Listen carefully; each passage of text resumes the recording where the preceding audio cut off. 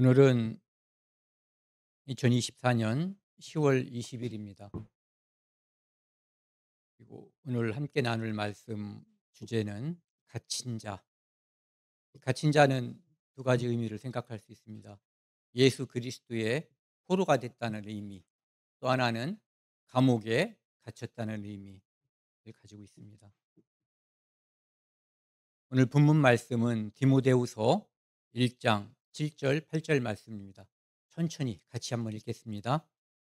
하나님이 우리에게 주신 것은 두려워하는 마음이 아니요 오직 능력과 사랑과 절제하는 마음이니 그러므로 너는 내가 우리 주를 언원함과 또는 주를 위하여 갇힌 자 된 나를 부끄러워하지 말고 오직 하나님의 능력을 따라 함께 고난을 받으라. 함께 기도하시겠습니다. 하나님 아버지 감사합니다. 저희들 하나님께 온전히 붙잡혀서 살기를 원합니다. 힘을 주시고 이끌어 주옵소서. 특별히 오늘 갇힌 자란 제목으로 함께 말씀을 나눕니다. 우리 모두가 그리스도의 포로가 되어 이 땅에서 오직 하나님의 종, 그리스도의 종으로 살기 원합니다.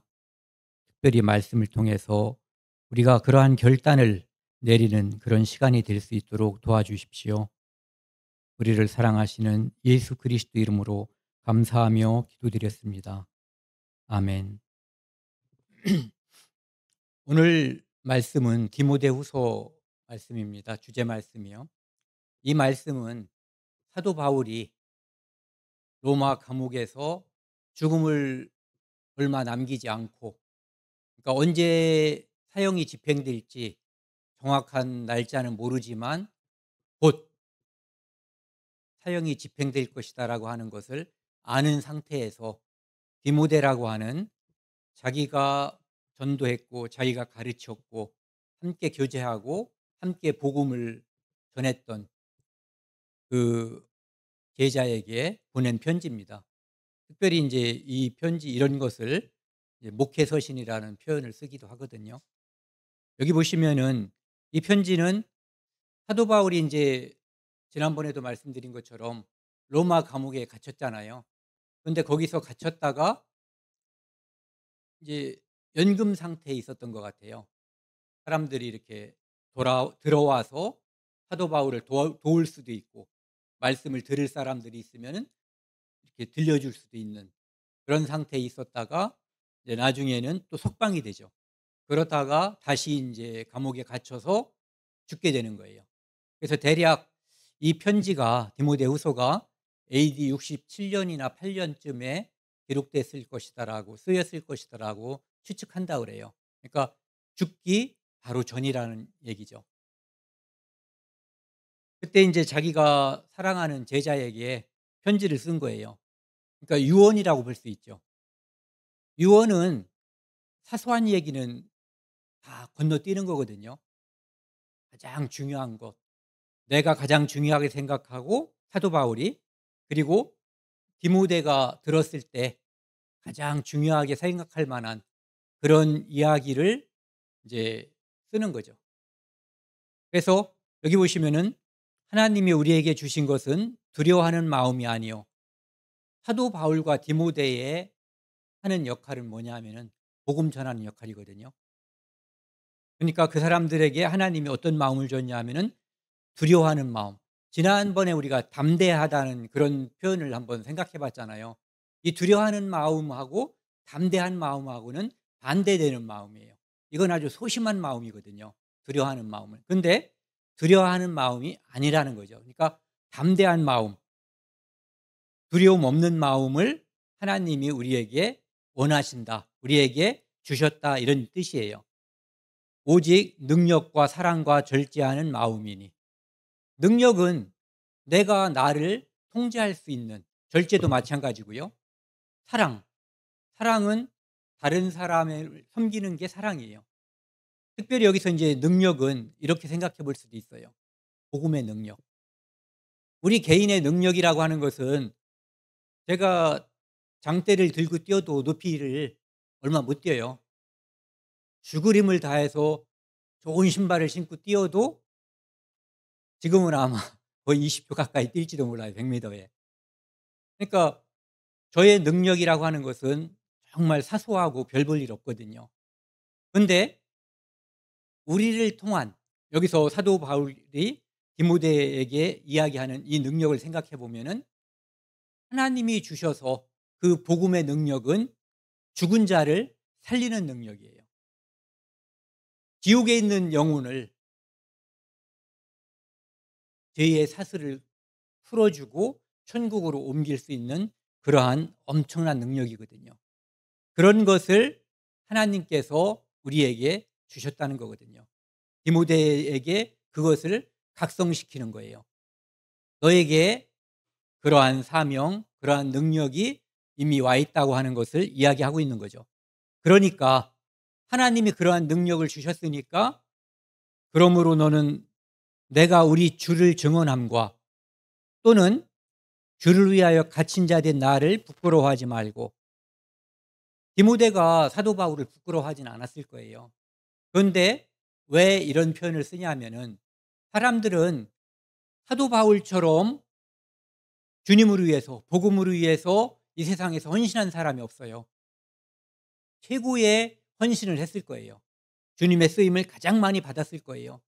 그런데 그가 감옥에 갇히고 거기서 모진 형벌을 받고 또 다닐 때도 죽음을 각오해야만 하는 그런 일들이 수시로 벌어지고, 그러니까 주님을 믿는다는 것, 주님을 믿고 따른다고 하는 그 삶의 결과가 무엇인가라는 회의감 같은 것이 될 수도 있는 거거든요. 그런데 그것에 대해서 이야기하는 거죠. 내가 우리 주를 증언함과 또는 주를 위하여 갇힌 자 된 나를 부끄러워하지 말고. 감옥에 갇힌 나를 부끄러워하지 말으라는 거예요. 그것이 결코 부끄러운 것이 아니라 오직 하나님의 능력을 따라 복음과 함께 고난을 받으라. 이걸 잘 생각을 해보면은 오해할 수가 있죠. 유언처럼 보내는 편지에 잘 먹고 잘 살아라, 행복해라, 뭐 이렇게 하는 것이 아니라 복음과 함께 고난을 받으라. 즉 복음을 전하는 일은 고난을 받는 일이고, 네가 복음을 전하는 일을 게으리 하지 않는 한 이 고난은 늘 따라올 것이라는 거. 그것은 나의 삶을 보면은 그대로 드러나는 거잖아요. 사도 바울의 삶. 수많은 고난과 환난과 죽음의 위협이 있었고 또 감옥에 갇히고 이제 머지않아 그 감옥에 갇혀서 죽을 것이다라고 하는 것을 이 편지에서도 이야기하고 있거든요. 그래서 오늘 이제 주제가 갇힌 자인데, 사도 바울이 감옥에 갇힌 이유는 예수 그리스도에게 갇혔기 때문이에요. 예수 그리스도의 사랑에 포로가 됐기 때문에, 그것을 입 다물고 가만히 있었으면 괜찮은데 그것을 다른 사람들에게 전했기 때문에. 왜? 그것은 아무 말 안 하고 입을 다물고 있기에는 너무 큰 하나님의 능력이 그 안에 와 있었던 거예요. 그것을 전하지 않을 수 없는 거죠. 그래서 때려도 전하고 맞아도 전하고 감옥에 갇혀도 전하고 모든 곳에서 모든 사람을 만날 때 그는 복음을 전했던 거예요. 그 결과는 이 땅에서는 고난, 이 땅에서 고난이지만 육체의 고난은 눈에 보이는 거예요. 하지만 복음을 전하고 그 고난을 받는 중에도 하나님께서 주시는 위로와 평안과 기쁨과 행복, 그리고 이 땅을 떠났을 때 하나님께서 예비한 그 영광에 대해서 늘 생각하고 있었겠죠. 그래서 이 갇혔다고 하는 의미는 진리를 알지니 진리가 너희를 자유케 하리라. 이것은 우리가 죄인이었다가 자유자가 된 거거든요. 근데 그 자유자가 스스로 하나님의 종 또는 예수 그리스도의 종으로 들어가는 거예요. 그 삶을 스스로가 사는 거거든요. 그러니까 자발적인 종이 갇힌 자가 되는 거죠. 그래서 그 갇힌 자가 됐기 때문에 감옥에 갇히게 되는 그런 결과를 낳게 되는 거죠. 여기 지도를 보시면은요. 여기가 당시에 이제 유럽의 중심지라고 할 수 있는 로마라고 할 수 있어요. 로마. 그리고 여기에서 로마에서 하나 둘 셋 네 번 요게 인제 우리가 흔히 말하는 옥중서신이라고 하는 거거든요. 감옥 안에서 보낸 편지라는 거예요. 그리고 여기 보면은 디모데후서도 로마 감옥에서 썼어요. 그런데 이것도 옥중서신이에요. 그런데 이 디모데후서하고 어디 갔어요? 여기 디모데전서 디도서를 뭐라 그러죠? 아까 제가 얘기했는데 목회서신. 예.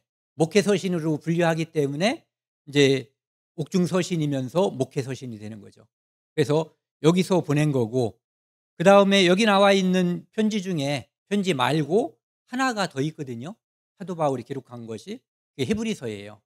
그런데 히브리서는 어디서 기록했는지 잘 모르는 것 같아요. 그래서 여기에 기록이 되어 있지 않고요. 그래서 로마 감옥에서 보낸 편지가 에베소서, 빌립보서, 골로새서, 빌레몬서, 디모데후서. 우리가 좀 전에 봤었던 그 본문 말씀이 디모데후서거든요. 그러니까 요 편지가 가장 나중에 기록됐고 죽기 직전에 기록이었다고 하는 알려져 있어요. 그러니까 로마에서 빌립보에 보낸 것은 빌립보서가 됐고요. 에베소에 보낸 것은 에베소서, 골로새에 보낸 편지는 골로새서, 그다음에 빌레몬이라고 하는 골로새 지역에 있었던 그 장로에게 보냈던 편지는 빌레몬서죠. 이것은 어떻게 보면은 사신이라고 볼 수 있는 거죠. 개인적인 편지. 그것이 이제 성경 안에 들어와 있는 거고요. 그리고 아까 말씀드린 것처럼 디모데에게 보낸 편지, 두 번째 편지, 그것이 로마에서 보낸 편지예요. 그래서 요거 하나 둘 셋 넷하고 디모데후서 해서 그것이 다 옥중서신인 거예요. 이제 예수 그리스도 안에 사로잡힌 사람 이야기를 하려면 첫 번째 제가 드리고 싶은 사람이 스데반이에요. 스데반은 자기 동족들에게 집사였죠. 복음을 전하다가 결국은 그 유대인들이 더 이상 듣지 못하고 그냥 돌로 쳐서 스데반이 죽었어요. 스데반도 역시 복음을 전하는 일에 자기 삶을 바치다가 그리고 그 일을 하는 도중에 하나님 나라에 간 거거든요. 그가 죽은 이유는 바로 예수 그리스도의 종이 되었기 때문에 예수 그리스도 안에 그 사랑 안에 갇힌 자가 되었기 때문에 죽게 된 거예요. 스데반이 이제 이스라엘 역사를 중심으로 쭉 이야기하면서 예수 그리스도 이야기를 할 때 그 사람들이 돌로 그림 보시면 보이죠. 아마도 여기 모자 쓴 터번을 쓴 이 사람이 스데반일 것 같아요. 돌을 안 들고 있고 멀리 천상을 쳐다보고 있는 그런 모습이거든요. 화가 이제 그린 그림인데 스데반이 성령에 충만해서 하늘을 우러러서 돌로 쳐서 죽는 순간에 하늘을 본 거예요. 자기를 치는 그 돌로 치는 사람들을 바라본 것이 아니라. 그랬더니 여기 파란 글씨부터 끝까지 한번 같이 읽겠습니다. 하나님의 영광과 예수께서 하나님 우편에 서신 것을 보고 말하되 보라 하늘이 열리고 인자가 하나님 우편에 서신 것을 보노라.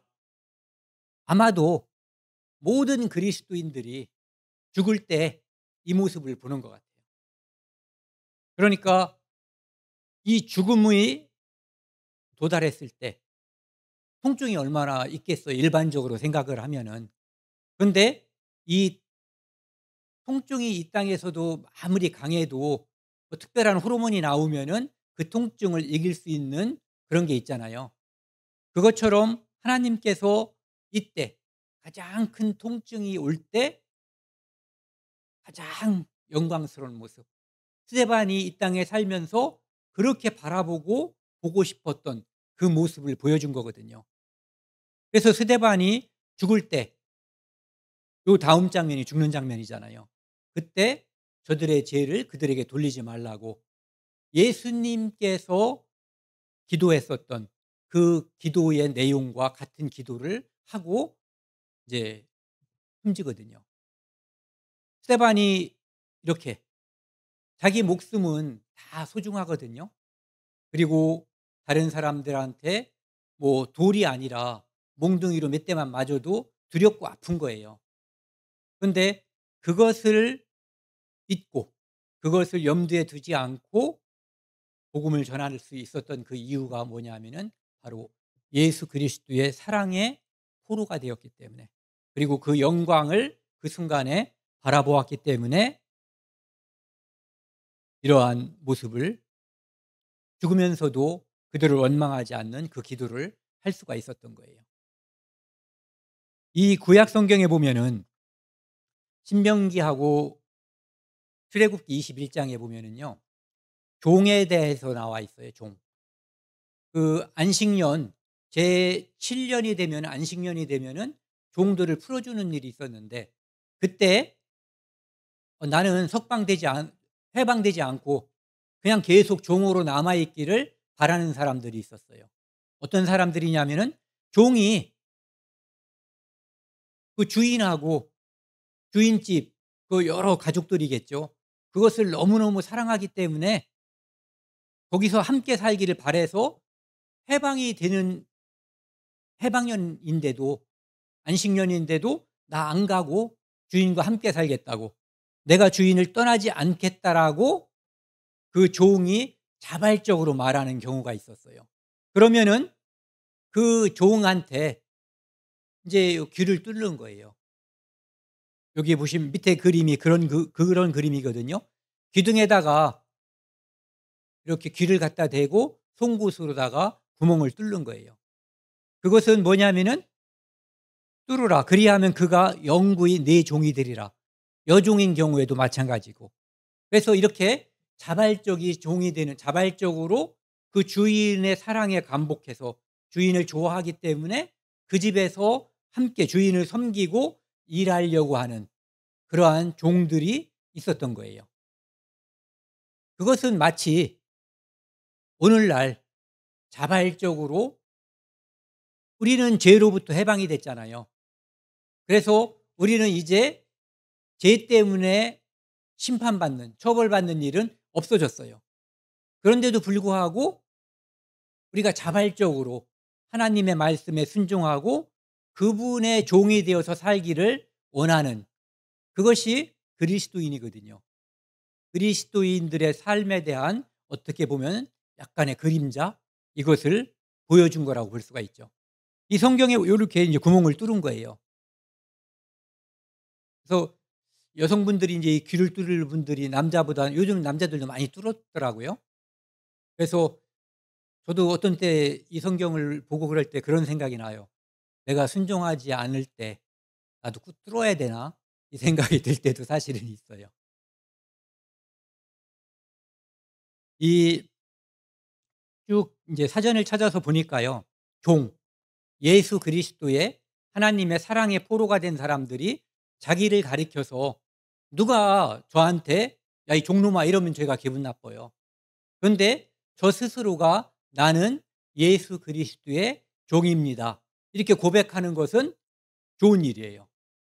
그래서 여기 보면 로마서 1장 1 절에 예수 그리스도의 종 바울, 빌립보서 1장 1 절에 그리스도 예수의 종 바울과 디모데, 디도서 1장 1 절에 하나님의 종 바울, 야고보서 1장 1 절에 하나님과 예수 그리스도의 종 야고보, 베드로후서 1장 1절에 예수 그리스도의 종 베드로, 유다서 1장 1절에 예수 그리스도의 종 유다, 이런 표현이 나오고 있어요.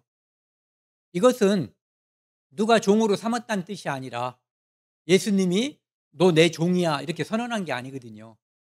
자발적으로 내가 그 사랑의 감복이 돼서, 나는, 종은 주인을 위해서 사는 거잖아요. 스스로. 모든 종은 스스로가 아니죠. 그런데 여기 나와 있는 이 종들은 스스로 주인을 위해서 살기를 맹세한 그런 사람들이에요. 그리고 종은 누가 그 삶을 책임져요? 주인이 책임지는 거예요. 종이, 군인이 좋은 점이 있어요. 지가 신경 쓰지 않아도 자기 삶을 책임져 주는 사람이 있어요. 근데 자유인들은 자기가 자기 삶을 개척해야지 돼요.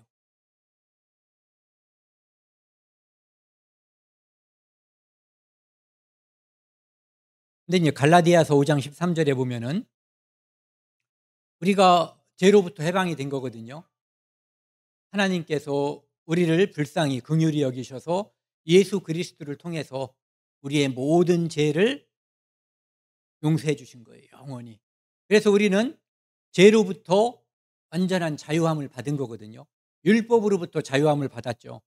그래서 그런데 형제들아, 너희가 자유를 위하여 부르심을 입었나니. 그러니까 복음의 주제는 자유예요. 애굽에서 이스라엘 민족이 종살이할 때 종에게는 자유가 없어요. 그런데 그 종들을 해방시켜 준 거거든요. 자유민이 되게 해준 거죠.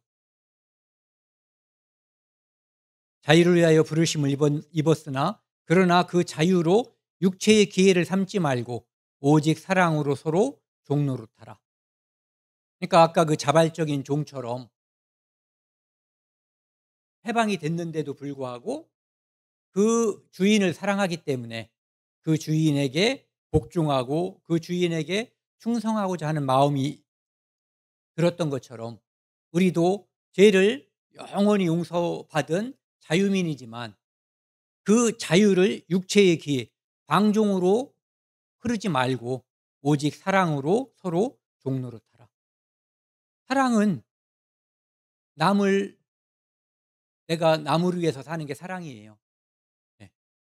종노릇이라고 하는 것은 남을 높이는 거죠. 나를 낮게 여기고 남을 섬기는 태도. 그것이 그리스도인들이 이 땅에서의 종의 태도라고 보는 거죠. 주인을 높이고 이 주변을 높이고 내가 낮아지는 거. 이제 사도 바울은 다메섹으로 가는 도중에 예수 그리스도를 만나거든요. 이 장면은 이제 우리가 너무너무 익숙한 장면이잖아요.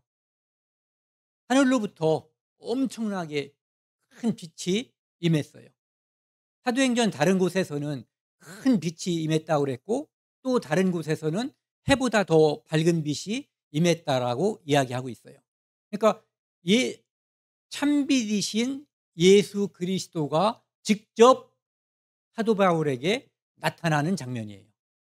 그러니까 해보다 더 밝은 빛, 참빛이, 태양을 만드신 그분이 나타나신 거예요, 사도 바울에게. 사도 바울은 이런 기적을 통해서 이제 예수 그리스도를 만나게 된 거죠.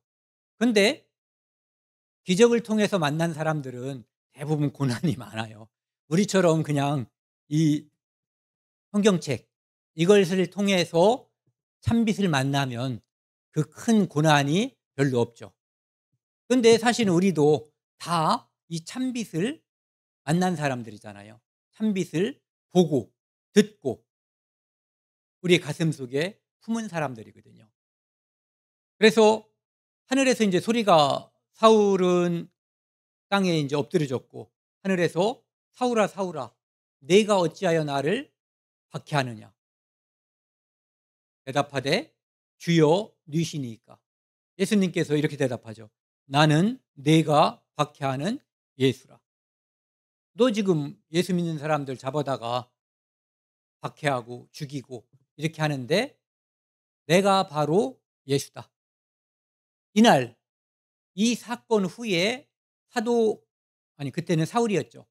사울은 예수를 믿는 사람들을 잡아다가 죽이는 그 일을 하다가 자기가 그렇게 미워하고 박해했었던 그 예수가 구약 성경에서 하나님께서 기록한 그리스도, 그들이 그렇게 원했던 메시아라고 하는 것을 알고 하나님의 예수 그리스도의 사랑의 포로가 된 거예요.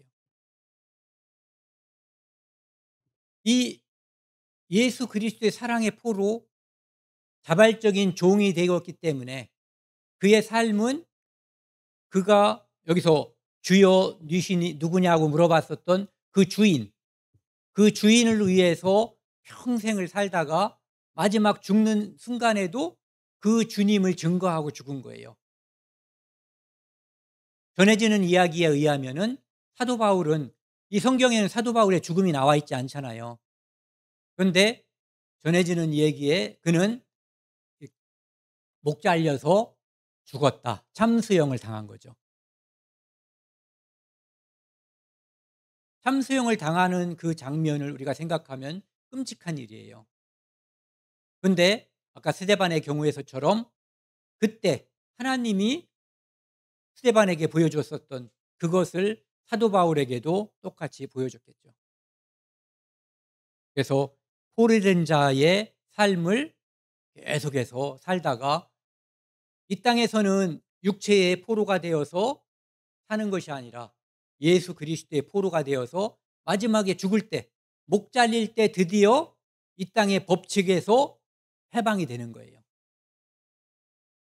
그리고 하나님께서 예비하신 그 사도 바울이 그 말을 하잖아요. 나를 위해서 면류관이 준비되어 있는데 나뿐만 아니라 모든 사람들에게 사람을 위해서 준비되어 있다라고. 그것을 사도 바울은 바라보고 살았던 거예요. 이 장면은 사도 바울이 그 빌립보에서 복음을 전하다가 어떤 점치는 여자가 있는데 그 점치는 여자가 귀신 들린 거예요. 그래서 점을 친 거죠. 그러니까 자꾸 따라다니면서 성가시게 하니까 귀신을 내쫓아 버렸어요. 그러니까 주인이 이 종이 점치는 걸로 인해서 벌이가 쏠쏠했는데 그 귀신이 나가 버리니까 이제는 벌이가 없어진 거예요. 그러니까 화가 나서 바울과 실라를 잡아다가 이제 감옥에다 넣어 버린 거죠. 그래서 이렇게 요거 있잖아요. 도망 못 가게 찾고 발에다가 이렇게 채워 버린 거예요. 그러니까 이 사람들이 스스로 이걸 풀 수가 없는 그런 거죠. 그런데 이때 어떤 일이 벌어졌냐면은 그 안에서 기도하고 찬송을 부르는데 지진이 나고 옥토가 이 옥이 감옥이 움직인 거예요. 그리고 나서 문이 스르륵 열리고 그다음에 여기 이거 있잖아요. 여긴 손은 안 묶여 있는데 찾고 발에 채웠던 이것이 풀려난 거죠. 이런 기적이 감옥 안에서 벌어진 거예요. 감옥에 갇혀 있는데 갇힌 자를 예수님께서 풀어준 거죠. 무슨 일이 벌어졌냐면은 여기 보시면은 이제 그 안에 있었던 그 감옥의 그림을 보세요. 간수가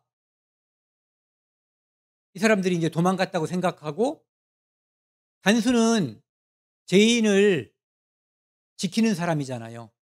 그런데 죄인이 도망가 버리면 간수는 죽음이에요.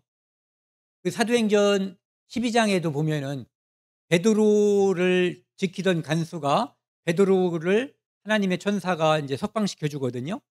그때 헤로드 왕이 그 간수를 죽였다고 돼 있어요. 그러니까 이 사람도 그냥 있었으면은 자기가 죽을 거라고 생각을 하니까 차라리 자결을 하려고 했던 거예요. 그런데 인제 바울과 실라가 잠깐 한 거죠. 잠깐. 우리 여기 있다. 도망가지 않고 여기 있다라고 이야기를 한 거예요. 그들은 예수 그리스도를 전하기 위해서 전하기 때문에 감옥에 바쳤지만 그 감옥이 그들을 가둬둘 수는 없었던 거예요. 몸은 그곳에 갇혀 있지만 그곳에서도 그들은 자유를 가지고 있었어요. 기도할 수 있었고 누구에게? 하나님께. 이거는 우리가 어느 곳에 있든지 여기는 막혀 있지 않거든요. 빚을 졌든 어디 깜빵에 가 있든 어떤 경우에도 하나님께 통하는 이 길은 휘장의 위로부터 아래로 쭉 찢어진 그 이후에 한 번도 막힌 적이 없어요. 그리고 찬송을 부르다가 이제 그런 일들이 벌어졌던 거예요. 그래서 디모데후서 2장 9절에 보면은 같이 한번 읽겠습니다. 복음으로 말미암아 내가 죄인과 같이 매이는 데까지 고난을 받았으나 하나님의 말씀은 매이지 아니하니라. 내가 복음 전하다가 복음 전하는 그 이후로 감옥에 갇혔지만 하나님의 말씀은 우리 육체는 감옥에 가둬둘 수 있지만 그곳에서 하나님의 말씀은 갇혀져 있지 않는다는 얘기예요. 갇혀진 그곳에서도 하나님의 말씀은 살아서 운동력 있게끔 전해졌다는 얘기거든요. 우리가 아는 것처럼 여기 무릎 꿇고 있는 이 사람이 물어보잖아요. 어떻게 하여야 우리가 구원을 얻으리이까? 주 예수를 믿으라. 그리하면 너와 네 집이 구원을 얻으리라. 그리고 이 사람을 비롯해서 그 가족들에게 복음이 전해졌다라고 하는 것이 그 뒤에 이야기예요. 그런가 하면은 사도 바울이 감옥에 갇혀서 이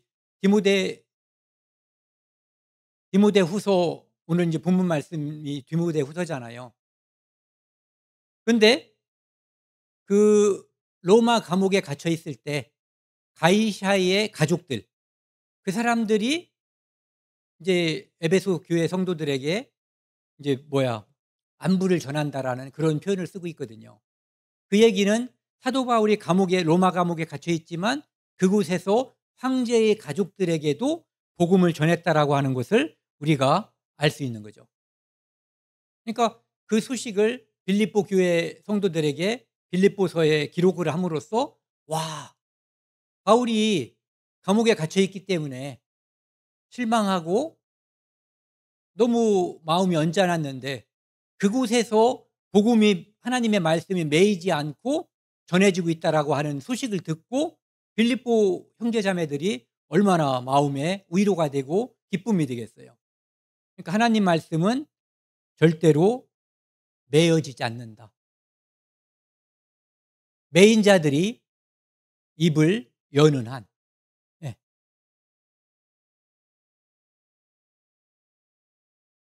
이 고린도서 11장에 보면은요, 사도 바울이 다른 거짓 선지자? 아니, 거짓 교사들, 이 사람들이 사도 바울을 하도 깎아내리고 걔는 사도도 아니야. 사도인 체 하는 애야. 그리고 걔는 물질을 탐내는 애야. 이렇게 모함을 하고 그러니까 할 수 없이 사도 바울이 자기 자신을 변호하는 거예요. 그것은 자기 자신이 이렇게 고생 많이 한 사람이다 이걸 주장하려고 그러는 거 아니고 내가 이렇게 잘났다 하는 것도 아니에요. 뭐냐면은 내가 전한 그 복음이 사도 바울이 모함을 받으면 그 복음이 해방이 될까 봐, 복음 전하는 것이 해방이 될까 봐 사도 바울이 이야기하는 거거든요. 이 장면을 천천히 한번 제가 읽어볼게요. 그들이 그리스도의 일꾼이냐? 거짓 사도 또는 거짓 교사들을 말하는 거예요. 사도 바울을 모함하는 사람들. 고린도에 있는 정신없는 말을 하거니와, 말도 안 된다는 얘기죠. 나는 더욱 그러하도다. 니들도 그리스도의 일꾼이면 나는 오죽하겠냐, 이렇게 얘기하는 거죠. 내가 수고를 넘치도록 하고 옥에 갇히기도 더 많이 하고 매도 수없이 맞고 여러 번 죽을 뻔하였으니 수없이 여러 번 그 장면을 기록하지 않고 그냥 이렇게 이야기하는 거예요. 횟수가 많기 때문에. 유대인에게 40에서 하나 감한 매를 5번 맞았으며 왜 40에서 하나를 감했냐면은 율법에 40대 이상은 때릴 수 없게 돼 있어요. 그래서 잘못 셌다가 40 넘으면 율법을 어긴 게 되잖아요. 그러니까 미리 39대까지만 때리는 거죠. 근데 그거를 5번 맞았다는 거예요. 이거 거의 죽음에 이르는 그런 매를 맞은 거죠. 3번 태장으로 맞고, 태장은 우리가 흔히 드라마 같은 데서 사극 보면은 분장 치는 거 있잖아요. 그런 거로다가 패는 거예요. 1번 돌로 맞고 3번 파선하고, 배 타고 가다가 배가 풍랑을 맞아서 물에 빠진 거예요. 파선하고 일주야를 깊은 바다에서 지냈으며 구주를 받지 못하고 일주일을 밤낮으로 바다에서 뭔가 하나 잡고 있었겠죠. 막대기 같은 거. 여러 번 여행하면서 강의 위험과 좋은 다리가 있거나 아니면은 그 건너기 편한 그런 배가 있었으면은 그냥 위험이 없었을 텐데 그 깊이를 알 수 없는 강을 이제 건너다가 위험을 당했죠. 뭐 흘러갔겠죠. 강도의 위험과 동족의 위험과 유대인들이 복음을 전한다는 이유로 이제 사도 바울을 위협한 거예요. 사도 바울을 죽이기 전에는 밥도 안 먹는다고 결심한 사람들이 40명. 이방인의 위험과 이방인들도 자기들이 받아들이지 못하는 그 복음을 전하니까 우상은 쓸데없는 것이다라고 말하니까 이제 이방인들도 사도 바울을 적으로 간주하는 거죠. 신의 위험과 강뿐만 아니라 시냇물 건너다가도 위험에 빠지고 광야의 위험과 여기에는 뭐 짐승들 있고 독사 그다음에 물이 없고 먹을 게 없는 곳이잖아요. 바다의 위험과 바다의 위험 우리가 잘 알고 있는 게 그 사도행전 27장인가요? 거기 나와 있는 거 보면은 그런 장면이 나오죠. 거짓 형제 중에 위험을 당하고 나와 함께 복음 전하자고 하고는 이제 뭐 유대인한테 팔아먹는다든지 돈을 가지고 도망간다든지 뭐 여러 가지 위험이 있었겠죠. 또 수고하고 애쓰고 여러 번 자지 못하고 일주일 동안 물에 빠져 가지고 있을 때 잘 수 있겠어요, 없겠어요? 줄이며 목마르고 여러 번 굶고 춥고 헐벗었노라. 이 뒤에 보면은 그거 나오잖아요. 가죽 가죽으로 싼 책을 가져오고 외투를 갖다 달라는 표현을 쓰잖아요. 예. 춥고 헐벗었노라. 이 일은 고사하고 28절은 같이 읽겠습니다. 이 이의 일은 고사하고 아직도 날마다 내 속에 눌리는 일이 있으니 곧 모든 교회를 위하여 염려하는 것이라. 사도 바울은 이렇게 고난을 받고 죽음의 그림자가 옆에까지 와 있는 이런 일들을 수없이 겪으면서 아우 나 죽으면 어떡하지? 몇 살까지 살아야 되는데 누구를 먹여 살려야 되는데 이 걱정을 한 것이 아니라 오히려 진짜 걱정한 것은 그 죽음과 고난 속에서 걱정한 게 모든 교회를 위하여 염려하는 것. 그 상황에서 이거를 걱정했다는 거예요. 왜? 예수 그리스도에게 갇혀 있기 때문에. 예수님이 그에게 맡긴 일이 이 교회를 위해서 교회를 세우는 일이었잖아요. 그러니까 자기의 안위에 관심이 없고 교회에 관심이 있었던 거예요. 그래서 빌립보서에서는 이렇게 이야기하거든요. 내가 그리스도 예수께 잡힌 바 된 그것을. 그러니까 사도 바울은 자기 자신이 그리스도께 잡혀 있는 포로라고 이야기하는 거예요. 이 그리스도께 잡혀 있는 이 포로가 됐기 때문에 그 후에 우리가 좀 전에 고린도후서 11 장에서 본 그 모든 고난과 감옥에 갇히는 일, 죽음의 그림자가 어른거리는 그 모든 일이 생긴 이유가 바로 이거거든요. 예수 그리스도에게 잡혔기 때문에. 예수 그리스도에게 포로가 된 사람 중에서 세상으로 떠난 사람들이 있어요. 그렇죠?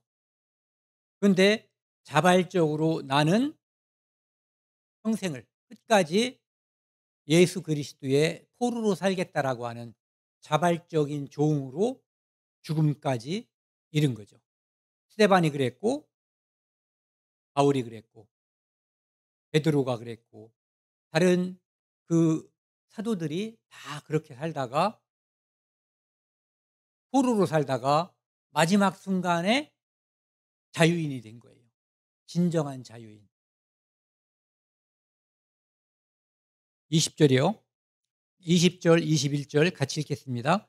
그러나 우리의 시민권은 하늘에 있는지라 거기로부터 구원하는 자 곧 예수 그리스도를 기다리노니 그는 만물을 자기에게 하실 수 있는 자의 역사로 우리의 낮은 몸을 자기 영광의 몸의 형체와 같이 변하게 하시리라. 우리는 사도 바울은 이 땅에서 이 땅이 자기가 최종적으로 머물러야 할 자기가 소속돼 있는 그 나라라고 생각했으면 그렇게 힘들고 어렵게 살지 않았겠죠. 실제로 사도 바울이 인정받고 사도 바울이 빛나야 할 곳은 이 땅이 아니라 하늘이라고 하는 것을 알고 있었던 거예요. 시민권이 거기에 있다는 거. 우리도 이중 국적에 살고 있는 사람들이거든요. 이 땅 대한민국 시민, 대한민국 국민으로 살고 있고 하늘 시민으로서 이 시민권을 우리에게 구원받는 즉시 부여됐잖아요. 의의 겉옷이 우리가 쳐다보지 않고 있어도 하나님께서 우리에게 예수 그리스도를 통해서 주신 거거든요. 그것이 우리의 시민권인 거예요. 그래서 거기로부터 구원하는 자 곧 예수 그리스도를 기다린다. 그러니까 이 땅에 소망이 있는 것이 아니라 하나님의 종된 사람들, 하나님께 갇혀 있는 사람들은 하늘 시민이고 거기에 의미와 소망을 둔다 이런 얘기죠. 그래서 언제 무엇을 기다리고 있냐면은 그는 만물을 자기에게 복종하게 하실 수 있는 자의 역사로 지금은 이 땅은 이렇게 이중 구조로 되어 있는 거죠. 하나님께서 초월적으로 다스리시고 이 땅은 마귀가 이 땅을 지배하고 있는 거예요. 그래서 마귀의 속임을 뚫고 진리이신 예수 그리스도의 말씀에 반응하는 자가 마귀의 사슬을 하나님께서 이미 끊어 주신 거잖아요. 그것을 뚫고 하늘의 시민권을 얻는 거예요. 우리의 낮은 몸을 자기 영광의 몸의 형체와 같이 변하게 하시리라. 이 약속이 우리에게 주어져 있는 거예요. 예수님이 공중에 오실 때 이 일이 이루어져요. 우리의 낮은 몸, 이것이 예수 그리스도의 영광의 몸처럼 변화산에서의 예수 그리스도의 모습, 그리고 부활하신 후에 예수 그리스도의 모습, 시간과 공간을 초월해서 존재하고 움직일 수 있는 그러한 모습. 시간과 공간을 초월하기 때문에 먹고 안 먹고의 문제도 없는 거예요. 먹을 수도 있고 안 먹을 수도 있고. 그리고 어느 곳이든 생각한 대로 움직일 수 있는. 그리고 이 육체가 이미 변화가 됐기 때문에 이 육체를 잡고 있는 육체에 갇혀 있는 것에서 벗어나는 거죠. 그래서 그것을 사도 바울도 바라봤고 스데반도 바라봤고 그리고 우리도 이 땅에서 이걸 바라봐야지 되는 거예요. 갇힌 자들은 이걸 바라봐야지 이 땅에서 내 정체성이 무엇인지를 뚜렷하게 할 수가 있는 거고, 그리고 내 삶의 목표와 내 삶의 태도를 정확하게 정할 수가 있는 거예요. 이게 아니면 구원받은 사람이 이 세상에서 가장 불쌍한 사람이라고 고린도전서 15장에 말하고 있잖아요. 그게 없으면, 쉽게 말해서 요즘 말로 애들 하는 말로 개고생하고 끝이면 제일 불쌍한 거죠. 쓸데없는 일에 고생을 한 거니까. 그래서 완전한 자가 될 거라는 것을 알고 있는 거예요. 에베소서 6장 19절 20절에서는 이렇게 이야기하고 있어요. 사도 바울이 또 나를 위하여 구할 것은 내게 말씀을 주사 나로 입을 열어 복음의 비밀을 담대하게 알리게 하옵소서. 이 아까 우리가 살펴봤잖아요. 에베소서는 로마 감옥에 있을 때 보낸 편지예요.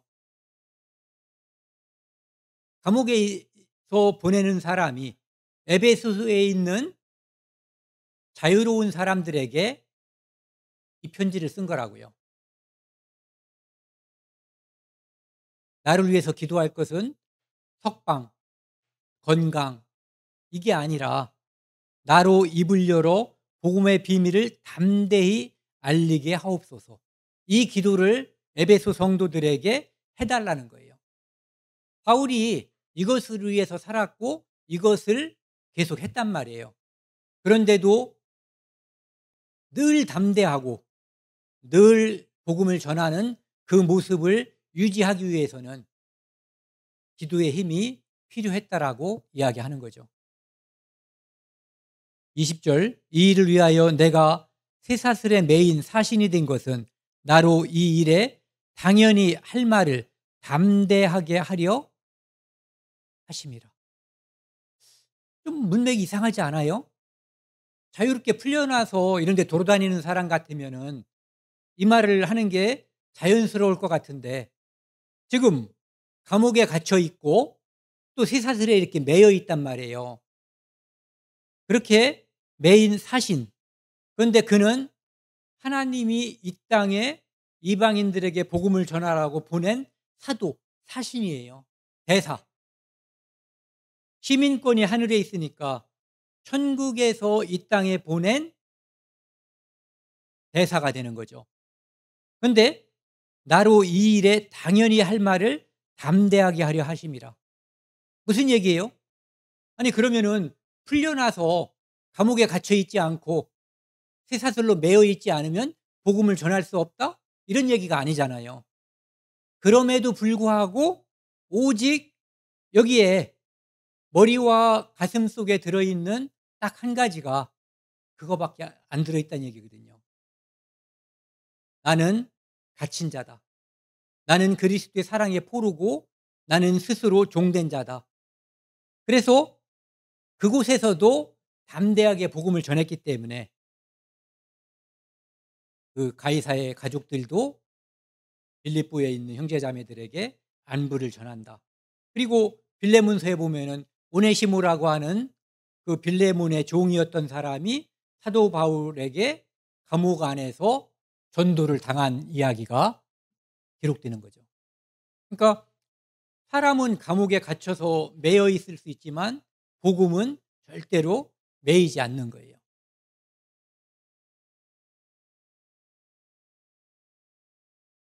이 장면은 베드로가 이제 사도행전 12장에 보면은 이제 헤롯이 야고보를 처형을 해요. 그렇게 해서 베드로가 이제 복음 전하고 다니니까 잡혀 가지고 이쪽에 네 명, 그러니까 16명이 이걸 지키는 거죠, 밖에서. 그리고 감옥 안에서는, 문 안에서는 이렇게 양쪽에 이쪽에 한 명, 이쪽에 한 명이 함께 수갑을 찬 상태로 절대 도망 못 가게, 인간이 할 수 있는, 쥐들이 할 수 있는 완벽한 방법을 쓴 거예요. 함께 수갑을 채워 놓고 밖에는 4인이 4조로 문 밖에서 지키는 거죠. 그리고 거기 이제 갇혀 있다가 헤롯이 인제 베드로를 내일 아침에 인제 잡아다가 죽여야지, 잡혀 있는 거죠.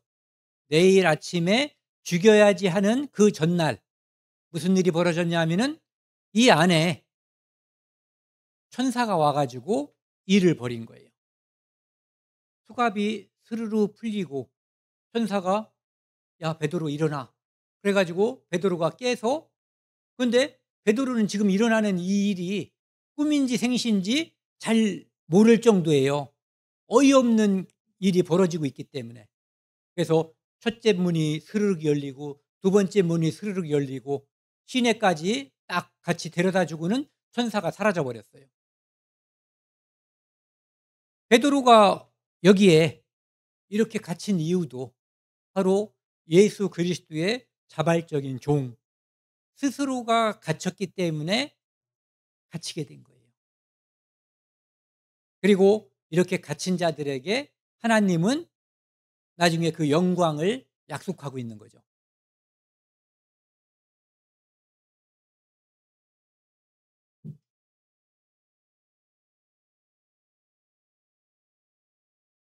여기 이 그림은 뭔지 아시겠죠? 예. 그 사람이 딱 보니까 요셉이에요. 요셉이 얼마나 억울했겠어요. 감옥에 갇혔을 때. 하지도 않은 일. 그리고 남들이 알면 칭찬 안 해줄 일. 욕먹을 일.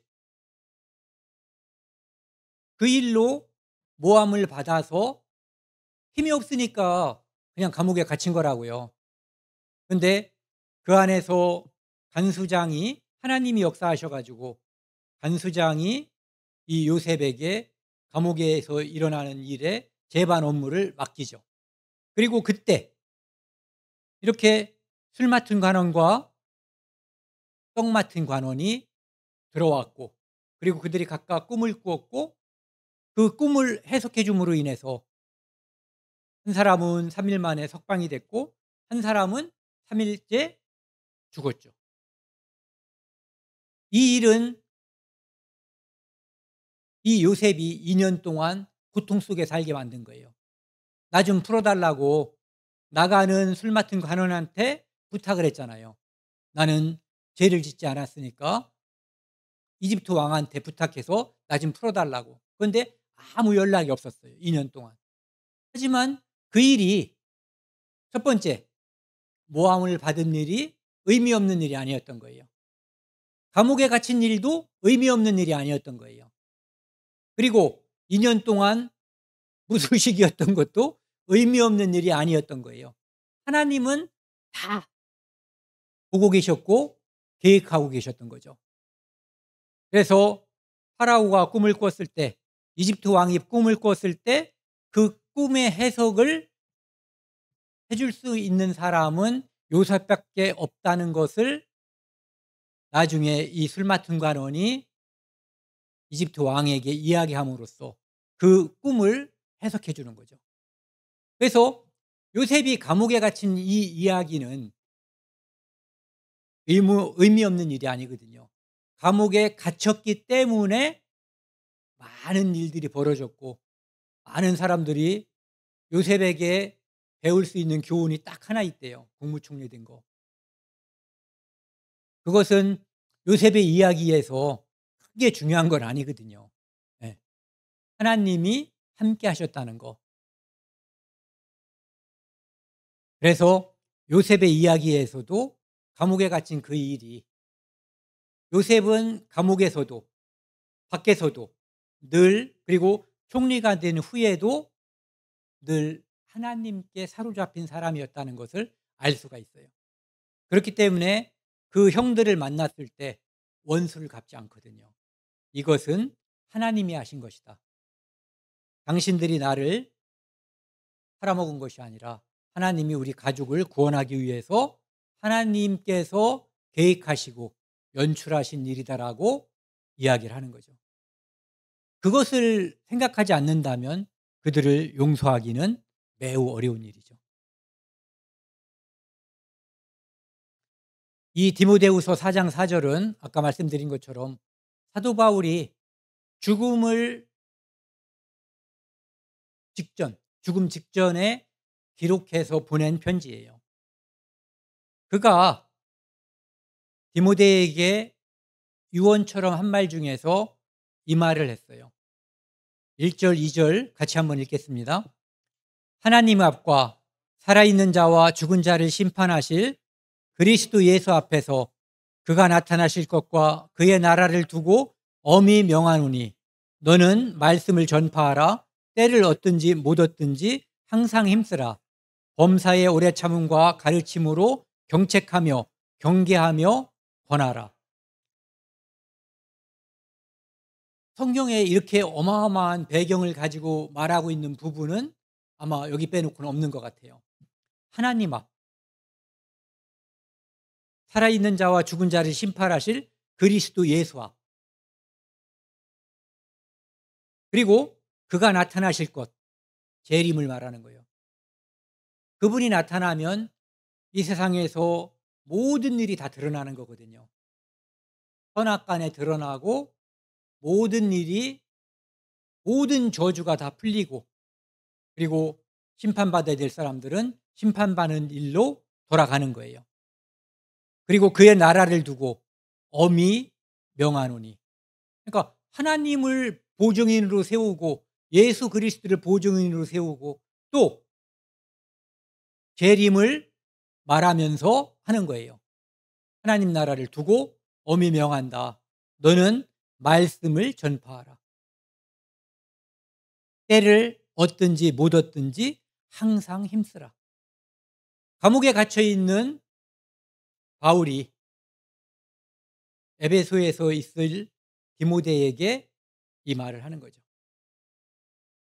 그러니까 사도 바울이 무엇이 가장 중요하다고 생각했냐 하면은 말씀을 전파하는 일이 가장 중요하다고 생각한 거예요. 그래서 그 말을 한 거죠. 오늘 여기까지 하겠습니다. 로마서 8장 18절 말씀이요. 생각건대 같이 읽겠습니다. 생각건대 현재의 고난은 장차 우리에게 나타날 영광과 비교할 수 없도다. 로마서를 누가 기록했어요? 바울이 기록했어요. 그리고 아까 말씀드린 것처럼 에베소서, 또 빌립보서, 골로새서, 빌레몬서, 디모데후서, 이거 다 감옥에서 기록했다고 그랬잖아요. 근데 그렇게 감옥살이를 오래 하고 그런 사람이 여기 이게 어떤 장면인지 아세요? 음악을 한번 넣어 볼게요. 띵 띠디딩 띵띵. 너무 좋아 가지고 너무너무 기쁘고 좋아서 정말 환장하게 좋아서 춤추는 거예요. 남들 보면은 좀 미쳤나 할까 봐 아무도 없는 밤에 혼자서. 왜? 하나님이 나를 구원해 주셨고 내가 그의 종이 되었고 그분이 나를 다시 그 땅으로 인도해 주실 것, 그리고 영원한 영광이, 이 땅에 죽음의 그림자가 있고 여러 가지 고난이 있지만 현재의 고난은 장차 우리에게 나타날 영광과 비교할 수 없도다. 비교 불가. 뭐 이 비교 불가는 1 대 100, 1 대 1000 이런 게 아닌 거예요. 하나하고 바닷가에 있는 모래수만큼. 그럼 비교가 안 되는 거죠. 그러니까 우리는 상상할 수 없는 일들이 준비되어 있는 거예요. 그렇기 때문에 그것을 바라본 스데반, 또 바울, 그리고 수많은 순교자들이